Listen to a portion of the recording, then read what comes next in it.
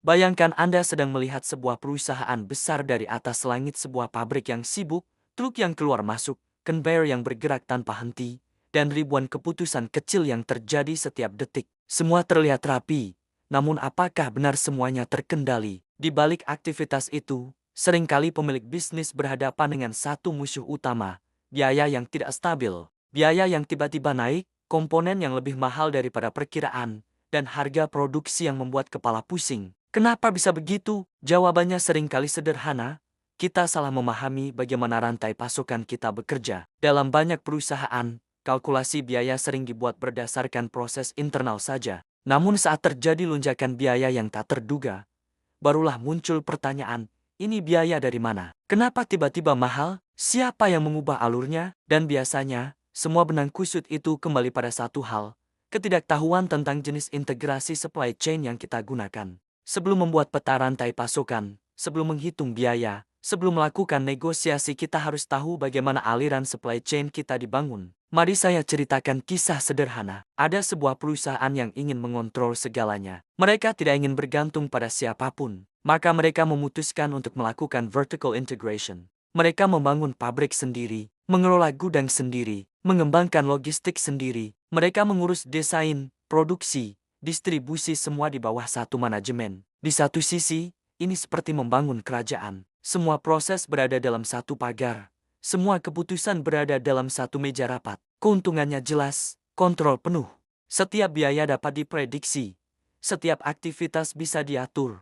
Dan tidak ada rahasia dari pihak luar. Namun, kerajaan besar juga punya tantangan. Biaya investasi tinggi, kompleksitas meningkat, dan ketika satu bagian bermasalah, seluruh kerajaan ikut goyah. Tetap saja, banyak perusahaan memilih jalur ini karena kendali total memberi rasa aman. Di sisi lain, ada perusahaan lain yang memilih pendekatan berbeda. Alih-alih membangun semuanya sendiri, mereka membangun jaringan. Mereka bekerja sama dengan pemasok terbaik di bidangnya, produser bahan mentah, manufaktur khusus, perusahaan logistik, perusahaan desain, semuanya adalah bagian dari satu rantai. Ini adalah horizontal integration, sebuah ekosistem, bukan kerajaan. Bayangkan seperti kota besar. Setiap gedung memiliki fungsinya. Ada gedung logistik, gedung produksi, gedung desain, gedung distribusi. Semua berdiri sendiri, tetapi saling terhubung oleh jalan yang sama. Perusahaan dapat fokus pada apa yang paling mereka kuasai. Partner fokus pada keahliannya masing-masing. Inilah sebabnya banyak perusahaan Jepang menyebutnya kiretsu,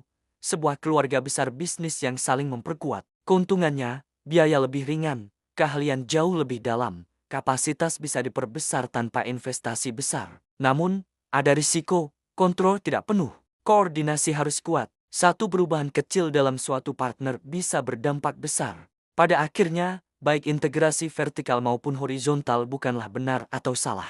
Keduanya adalah strategi, keduanya punya risiko biaya dan peluang efisiensi. Yang paling penting bukanlah memilih yang paling populer, tetapi mengidentifikasi model yang benar-benar diterapkan di perusahaan Anda. Karena jika Anda salah menilai jenis integrasi Anda juga akan salah menghitung biaya, salah membaca risiko, dan salah menentukan harga produk Anda. Dan disinilah peta rantai pasokan dibutuhkan untuk membantu Anda melihat dengan jernih siapa melakukan apa, di mana, bagaimana, dan berapa biayanya. Jadi, menurut Anda, perusahaan Anda lebih mirip kerajaan yang terintegrasi secara vertikal, atau ekosistem yang bekerja secara horizontal, atau mungkin Anda punya model tambahan yang lebih unik. Mari kita diskusikan. Karena memahami identitas supply chain Anda adalah pintu pertama menuju daya saing biaya yang sesungguhnya.